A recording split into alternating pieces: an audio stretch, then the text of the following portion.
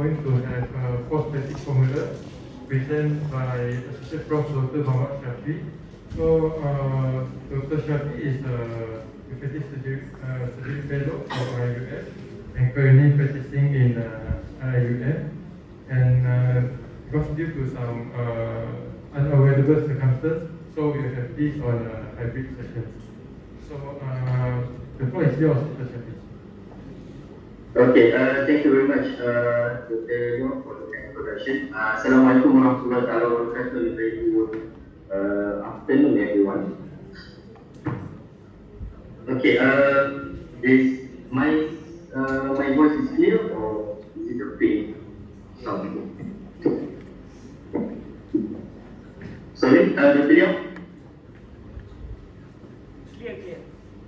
Clear, okay, thank you very much. So, the topic that we're presenting today is basically on the post-basic formula. And I'm assistant professor, Dr. Syafi, currently doing fellow in effective surgery in IIM. So, I'm so sorry because I can't really join the session face to face because of the limitation that I have here. So, for the post-basic formula, I think this is a kind of topic that is very important. But the difficulties here is that I will be presenting this topic in the afternoon. I try to make it simple for all of us to understand what is the basis or what is the knowledge that we need to know in the patient who had underwent this Lasik surgery, and then currently they have this problem with cataract. So is there any limitation for us to do the cataract surgery? And I think for the Lasik surgery, basically the laser vision correction has been introduced to Malaysia, I think around 20 to 25 years back.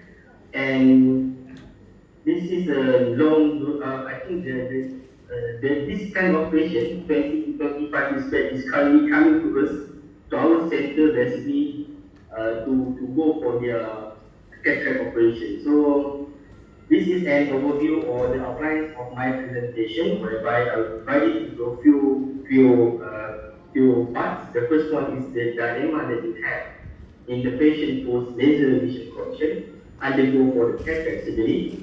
The second one is the fundamentals in post laser vision refractive surgery. The third one is a bit a theoretical part, which is the decision tree, and the last one will be the question that all of us want to know. What is the best formula we want to use for our patient? Now, we go to the first part, which is the dilemma. So, what are the dilemmas that we have the patient post laser vision correction? So, there are a few things that I will highlight here. So, it is an element of jeopardy when we have patient post laser vision correction. We know that something had happened to the cornea surface. And now we need to use some formula basically to get a good outcome from our cataract surgery. So this is the first one. The second one is that a small error in our calculation will lead to a bigger or large refractive spices, whether we can get an emmetropia or whether we can get a post-refractive spice, myopia or hyperopia. So this is the dilemma that we have. The third one, in which that I will highlight in my slide after this, is that we have a wide range of formula. So, as mentioned by Dr. Ida in the previous slide, or in her previous presentation. So, there are formulas using the regression formula, using the conversion formula, using the artificial intelligence. So, this is very confusing. There's so much formula. Can we use this formula basically for our patient which has underwent this laser vision correction, or we need to do some adjustment to the formula that we have? So this is the question. And the last one will be, it's more complicated when the patient has undergone this laser vision correction, whether it is SMILE or pentolesic or it's a PRK, the photoreflective plectotomy, which is one of the laser vision correction. So these are the dilemmas that we have. The second part of this is we are going to the fundamentals, because some of the surgeons, if you go to the literature, they will highlight or they will introduce to you these fundamentals in managing the patient post-laser vision correction. So the first fundamental of it is that we need to understand what is the problem or why is this IOL power calculation might not be accurate post laser vision correction or post refractive surgery. So I will go into the detail, but it is a basic of it after this. The second fundamental is that we need to retrieve. Do we need to retrieve or should we not retrieve the previous data from the patient before the laser? Meaning that before the cataract surgery, is there any data that we need to know? So these are few things that we will go through. The third one will be we need to carefully analyze the current corneal map. So meaning that the current investigation that we have. The fourth one will be use the method that has been validated, and the fifth one will be the common mantra, which is the other promise of the believer. This is a common thing that is the refractive surgery. Now, only two things that I will highlight here. The first one is on the understanding what is different in patient post-laser vision correction, the IOL formation, and the second one is on retrieving the data of the patient. So the first one is understanding why the IOL power calculation may not accurate after the refractive surgery. So to understand this, I think so this one, in the year 2006, the people have to look into the formula that you can use post-laser surgery or post-refractive surgery. So in 2006, we have already 25 formulas to calculate the IOL. Now, the issue is that do we need to know all of these formulas? Or the second question or the second dilemma would be, which one of these formula is basically best for my patient? So these are the two things for me myself. I will ask myself, I have the dilemma of this. Do I need to know all the formula? Or the best is, what is the best formula that I will use to implant the IOL patients in the cataract surgery? Okay, now, here we try to understand what is the problem or what are the reasons for all this miscalculation or the refractive surprises post-refractive surgery. So there are three things that will be highlighted here. So we try to understand the basis or the fundamental of this miscalculation or the surprise. The first one is the parametricity. The second one is the radius measurement error, and the third one is the formula error. So these three things, if you understand, you will know why for my patient post-laser vision correction will have the refractive surprise or a miscalculation of the IOL. I'm aiming for in diplopia post-operatively, but what I get is that hypopia or a myopia. Now we want to understand why. The basic of this understanding. Now, understanding the cornea post-LVC. LVC is post-laser vision correction. I think Dr. Aini did mention before, earlier in her slide, that the normal eye, so the normal eye for before the laser vision correction is you have the anterior curvature, you have the posterior curvature, and not only that, you have the cornea thickness.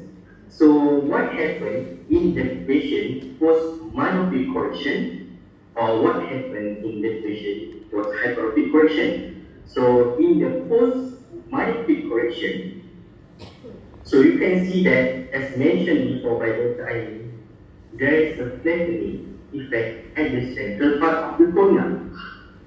So this is the first thing. So when you know that there is an alteration at the anterior part, there's something has been compromised there. So especially the radius of the curvature, maybe the power of this anterior part of the cornea has been altered. So this is the first, after the myopic correction. The second one, what happened to the anterior surface of the cornea if you have performed the laser vision correction for hyperopic correction? So for the hyperopic correction, what happens is that you can see that the central part means there's trend of thickening of the anterior surface of the cornea. So this is what happened in the patient post-hypertrophy precaution. So now you understand that for the myopic correction, there is central flattening. However, for the hyperopic correction, there is induced stiffening of the anterior surface of the cornea. So my discussion after this, I will just focus on the after myopic correction because I think this is the most commonly patient nowadays, where the patient basically has the myopic eye and then going for the laser vision correction for the refractive. Okay, now this is a bit of diagram for us to understand what happened. So we have the anterior or the front surface of the cornea, and then we have the posterior surface of the cornea. Okay, can you get the power of this? Meaning that you have the anterior curvature, you have the posterior curvature. Basically, you can get the power of the cornea itself. So assuming that the anterior and also the posterior curvature is fixed, basically we can calculate the cornea power. So we need a certain number basically. That is the mathematical equation. So how can we get this? Is basically we need to have some index or some value in which that we call it as the keratometric index or the K index. So for this K index, basically we assume that the anterior and also the posterior curvature is fixed. So as mentioned by Dr. Aini, you know that the anterior and posterior ratio is 1.21, as mentioned just now. Now, if you have this fixed number, fixed radius of curvature, and you are using this keratometric index which is 1.3375 or 1.3315 or 1.332, can give the cornea power. So this is where the problem will occur. Now, so for the keratometric index, is basically it depends on the different kind of machine. So some might use 1.3375, some will use 1.3315, or some will use 1.332. Okay, we want to understand what happened in the patient post-myopic LVC. So in the myopic correction, so we put a laser on the anterior surface of the cornea. And then what happens is that there is flattening effect. So compared with the normal one, we have the anterior curvature. Now we have the anterior flattening. This is where the issue comes in the patient post LVC. Okay. So you have a fixed number in the normal eye, fixed between the anterior and also the posterior curvature, using the K index of 1.3375, 1.3315. Now, after the myopic correction, you know that there's flattening of the anterior surface. Can you still use the same K index? There's an alteration of the anterior surface. So, alteration of the anterior and the posterior radius curvature. So the ratio from 1.25 now has 1.21 now has been altered. Now, if you still use the same K index, it will not be valid anymore. So why is it important? So if you if you use the IOL formula, you can see that there are a few measurements that you need to incorporate in the formula. The first one, if you have the anterior K reading. So anterior K reading is very important. Now, post laser vision correction is altered. The second one, you need to know that.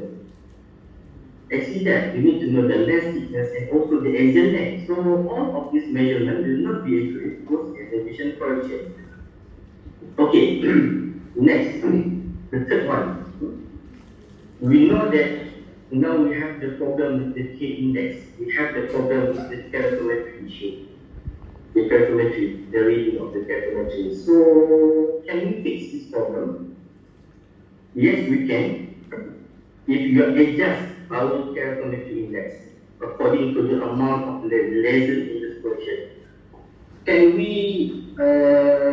mean that we are using a new K? Yes, we can. This is what's called as the adjusted K. Now the problem is that knowledge about the previous operation, this is the biggest problem that we encounter. The patient had underwent the laser vision correction in other centers 20 to 30 years back, now coming to our center for the cataract surgery. can you still retrieve the previous data? I think it's very difficult. In reality, it's difficult. Theoretically, that is what we want. That's the idea that we want. So there's an issue there. So is there any solution for this? So for the characteristic issue, post-laser vision correction, what are the issues that can happen if we still use the normal formula that we have or the conventional formula that we have? The first one, there are only two things. The first one, if the patient had underwent this myopic vision correction, what happens is that you know that there's an alteration at the KVA. This will lead to an overestimation of the cornea power. That is the first. The second one, the eyeball power that will be calculated by the formula that you use. It will lead to an underestimation of the eyeball power. And what happens is that if you still use the same formula, you can have this post-operative hyperopic surprise. So this is the first one, post-myopic correction. So what happens if the patient basically underwent this hyperopic correction? So for the hyperopic correction, so you will be underestimating the power of the angular surface. The second one, the eyeball power will be also estimated. And what happens is that the post-effect surprise that you can have is that you can have the myopic surprises. So this is the issue. If we still use the K index of 1.3375 or 1.3315 or 1.2. So this is the issue that we want to know. The first one is the problem with the anterior curvature or the ratio between the anterior and posterior part of the cornea. Now, how do we overcome this problem?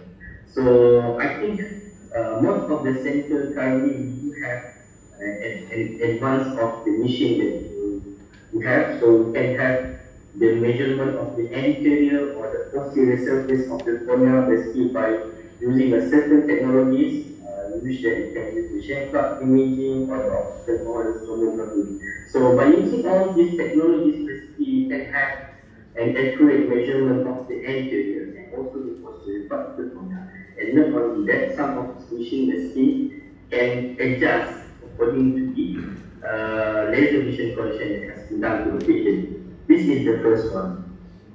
The second one, the use of the modern biometer. So the modern biometer, what I want to highlight here is that the use of the IR Master 700, and not only using this IR Master 700, we have something that is incorporated in this IR Master 700, which we call as the TK.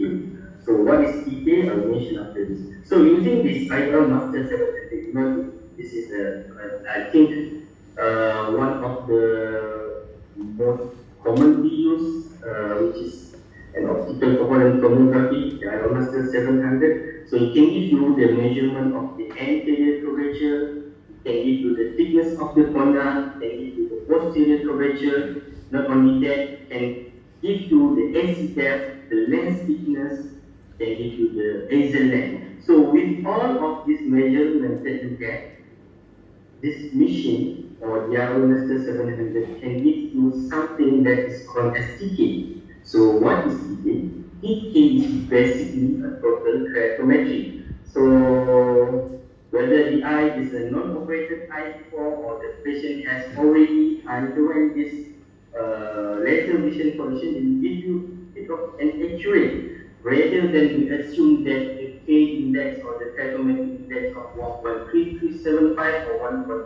The other number. So now, with the TK, the total keratometry, you can have a bit of accurate measurement of the cornea, and it can give you, this TK is basically can be used in the other formula. For example, the highest formula or the other formula, which that I will highlight after this.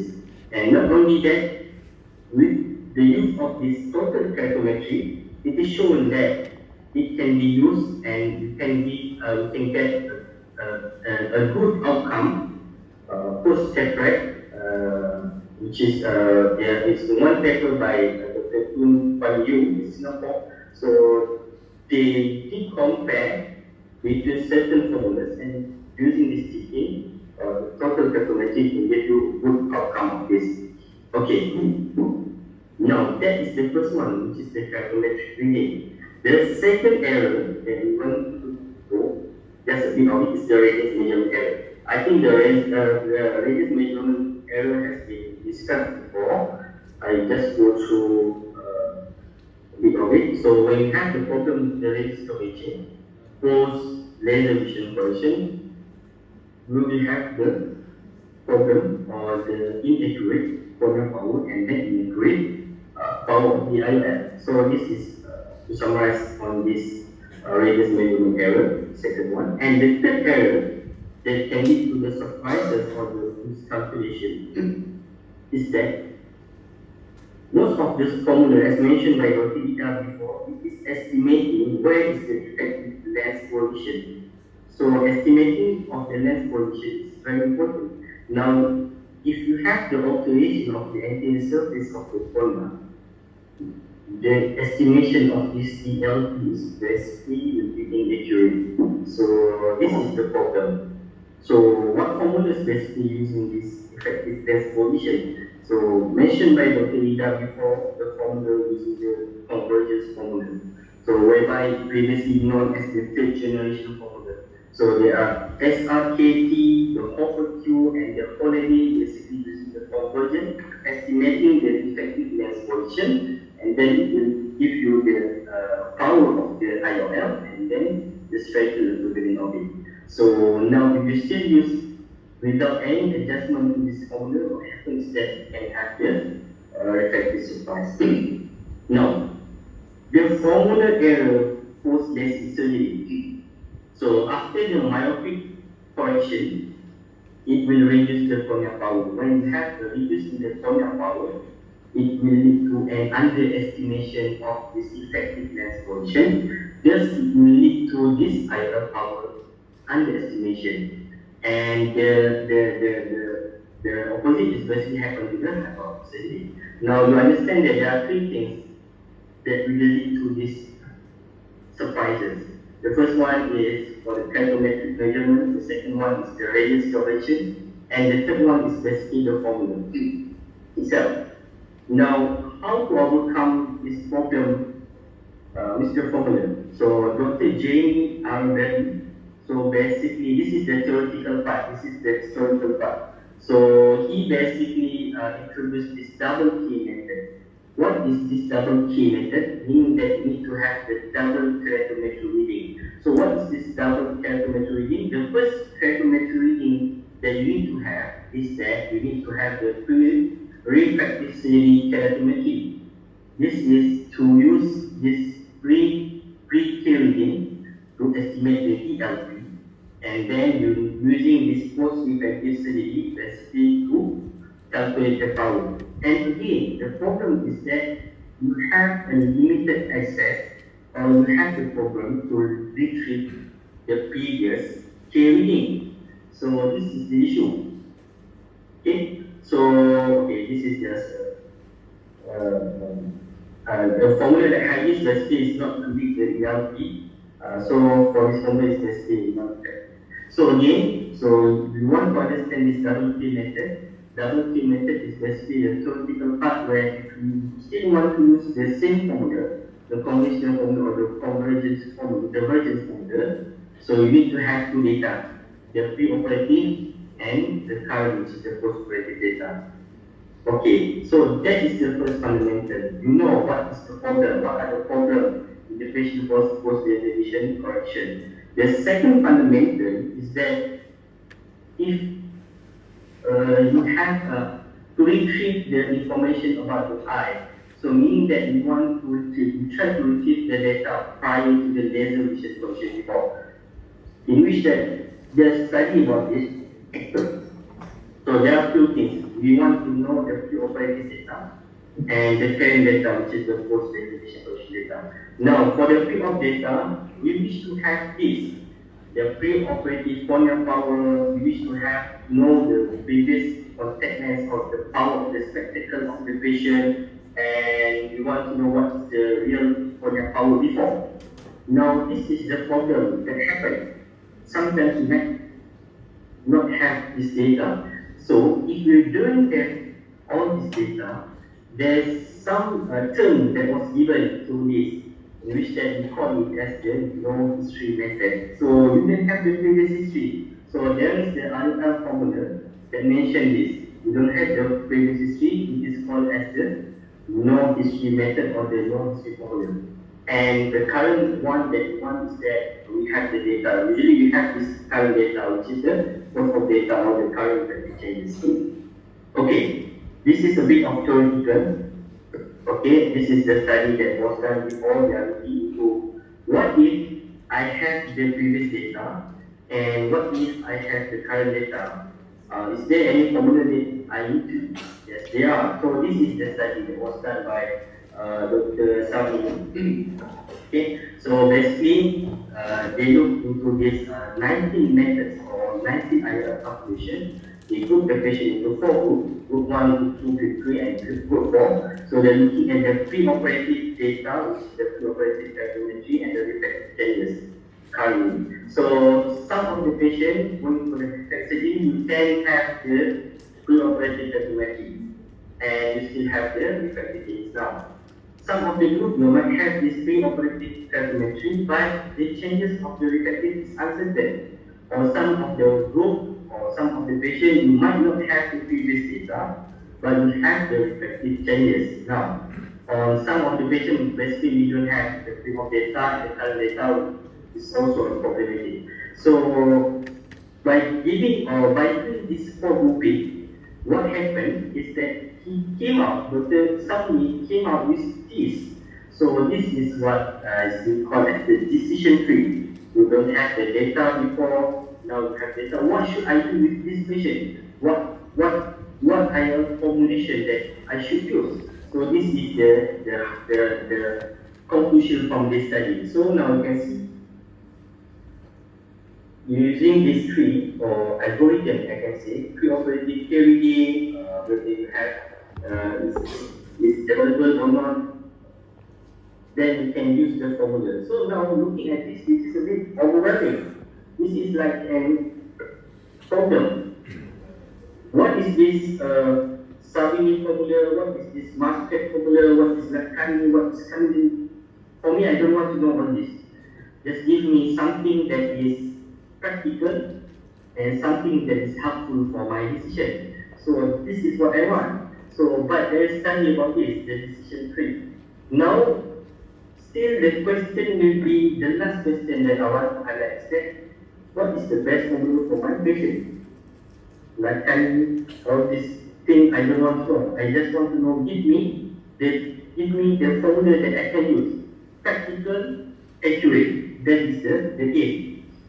Now, okay, to understand this is a bit of a current latest. I think this is a bit of latest study that was done in Singapore, some animation before. So looking at the accuracy of the eye doctor using total craniometry in the patient who had underwent this myopic laser vision correction. So this was done in the Tanto Central Hospital. Okay, so I want to highlight on this. So I think Nina has already mentioned or introduced this kind of graph to you before. This is what we call as the box and whisker plot.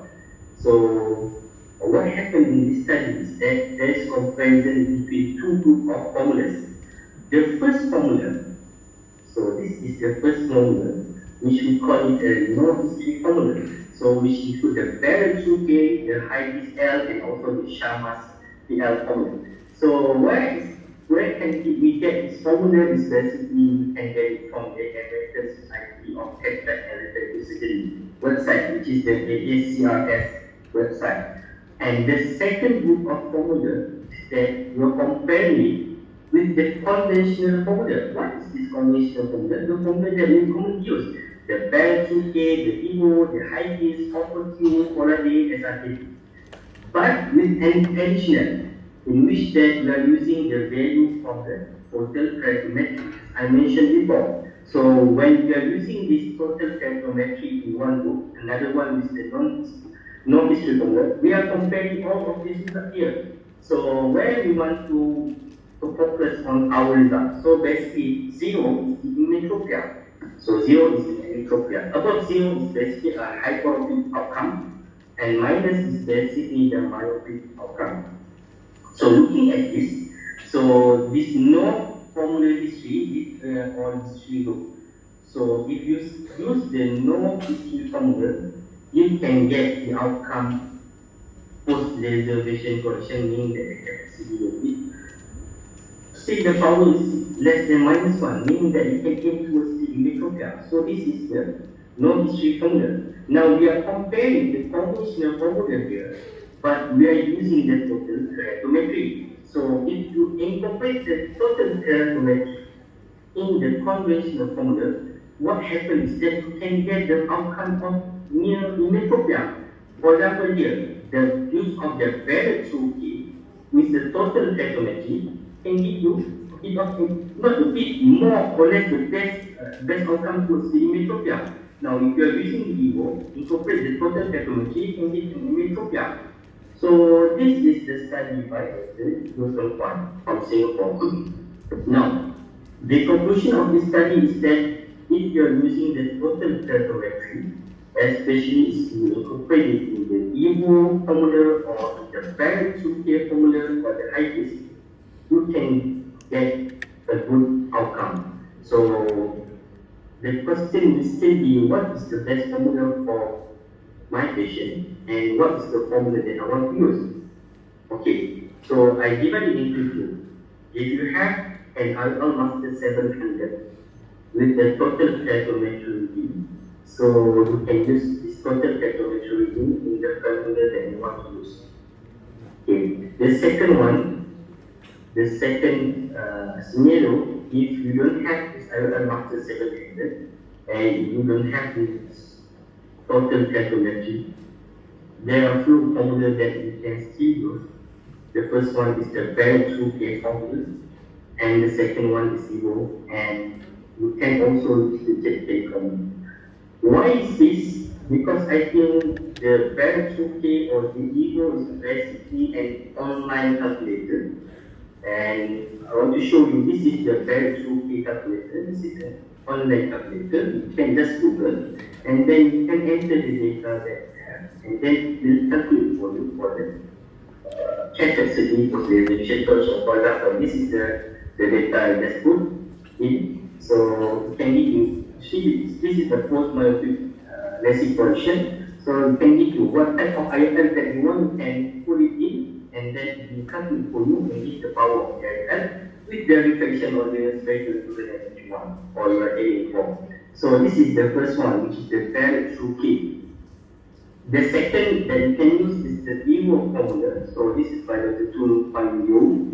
Okay, again, you can put all the data that you have, and then you can put in the advanced option, you can use this Galileo or other machine that you have, and then when you calculate, it gives you this result. So I think that is more practical, easy for you to assess it online, rather than you go through the decision tree as I mentioned before, and then you confuse. So I think this is the end of my presentation. I think thank you very much for the invitation, and this is the reference for my topic today. I pass back to the MC for the discussion. Thank you very much.